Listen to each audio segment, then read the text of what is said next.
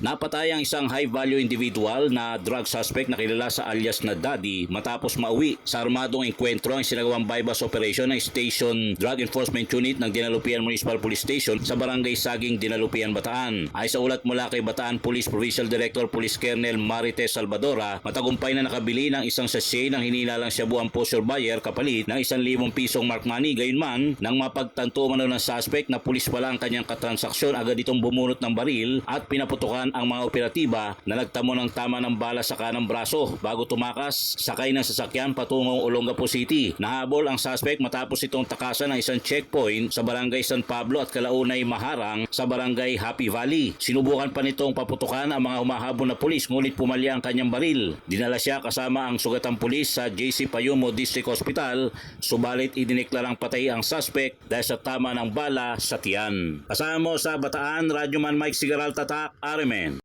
RMN Network News.